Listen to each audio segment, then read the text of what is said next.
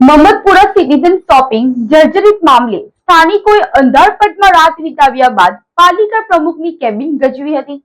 ભરૂચના મહમ્મદપુરા નજીકનું citizen shopping centre 3 માળનું હોય, નીચે વેપારીઓની દુકાન હોય, 50થી વધુ મકાનો અને 20થી વધુ દુકાનો ધરાવતું શોપિંગ 25 વર્ષ જૂનું થતાં સંપૂર્ણ શોપિંગ સેન્ટર જર્જરિત થતાં પાલિકાની વારંવાર નોટિસ છતાંય શોપિંગ સેન્ટરની મરામત ન કરાવતા સ્થાનિકોની સુરક્ષાના ભાગરૂપે ભરૂચ નગરપાલિકા, ગેસ એજન્સી અને વીજ કંપની દ્વારા તાત્કાલિક લાઇટ, પાણી અને ગેસ કનેક્શન કાપી નાખતા રાત્રે અંધારપટમાં રહેવા મજબૂર બનેલા 35 પરિવારોની હાલત કફોડી બનવા સાથે ગંભીર બીમારીથી પીડાતા લોકોની હાલત પણ કફોડી બનતા અંધારપટમાં રાત વિતાવ્યા બાદ સ્થાનિક રહીશોએ ભરૂચ નગરપાલિકામાં પહોંચી પ્રમુખને ઉગ્ર રજૂઆત કરી લાઇટ અને ગેસ કનેક્શન ચાલુ કરાવી આપો, શોપિંગ સેન્ટર ઉતારવામાં સ્થાનિક રહીશો પણ મદદરૂપ થશે, પરંતુ હાલ ભાડેથી મકાન ક્યાં શોધવા જઈએ।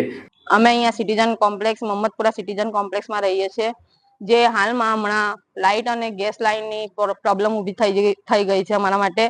તે અમને કાલ સવાર સુધીમાં અમને મળી જવી જોઈએ।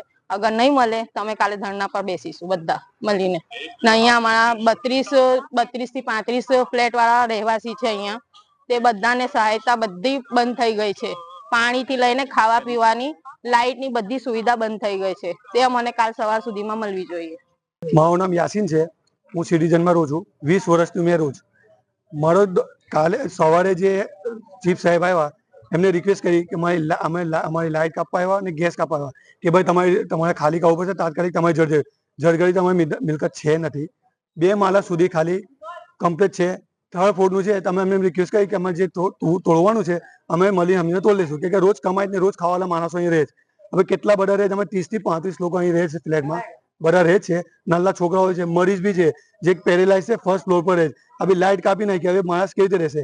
આજે મારા પપ્પાનું ઓપરેશન કરાવ્યું છે, પથરી એનું કિડનીનું 2 દિવસથી થયા, હવે એમને ઓપરેશન એમને આરામ નથી। હવે લાઇટ વગર કેવી રીતે કરે? લાઇટ નહીં, ના ગેસ નહીં, ખાવાનું કઈ ના, સરકારે કશું વિચાર્યું ના, ને બસ આવીને કાપી લીધું ને। સરકારશ્રીએ સાંભળ્યું બી ના, કે અમારી રિક્વેસ્ટ બી ના સાંભળી કે બરાબર છે કે થોડું બરાબર।